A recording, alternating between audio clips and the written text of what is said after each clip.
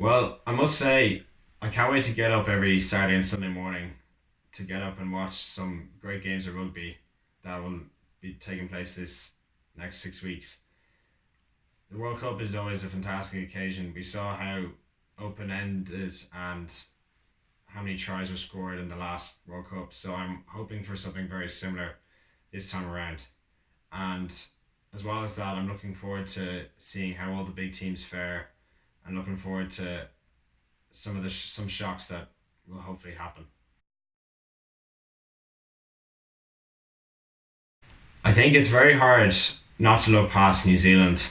They Even if they're not quite as invincible as they were 4 years ago, I still feel that they will have a bit too much for everybody else.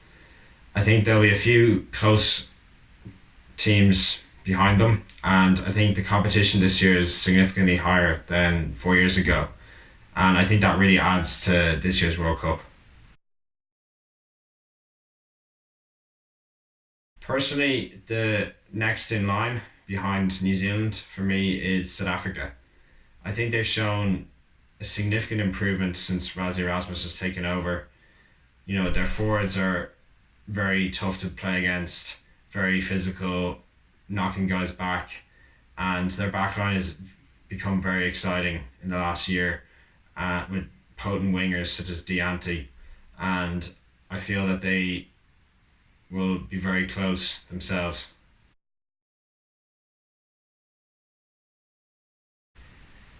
Well, personally, I think Fiji deserve special mention in that they've come up close in a lot of test matches in the last few years, and they recently beat France last year. So we all know that Australia are somewhat out of sorts in the last year and a half.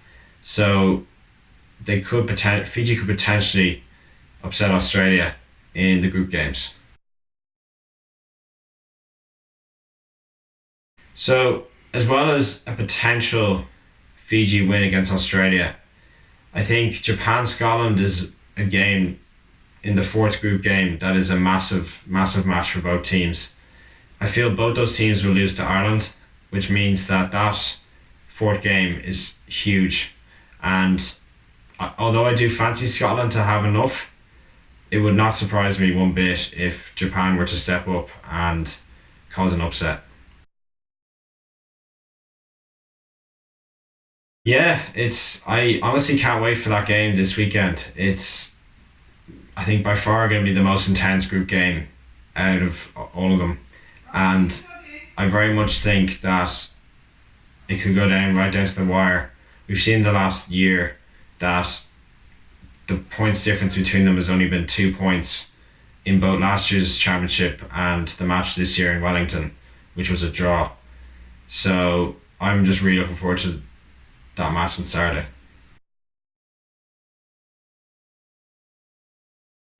Personally, I backed England to do well last time, and of course, we all know that they failed to get out of the group. Two masterclass performances by both Dan Bigger and Bernard Foley for their respective teams prevented them getting through. And I do feel that they're better set to do well this year, especially in the pack which is one of the more physical packs around in World Rugby. I feel that they'll have too much for France, Argentina, Tonga, USA.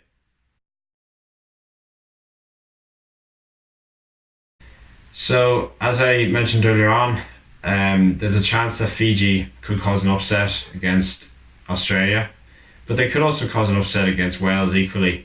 However, I feel that Wales are in much better form, defensively very strong, and I feel that that solidity and that platform will be enough for them to pip Australia to first, giving them either a France or Argentina match in the quarterfinal.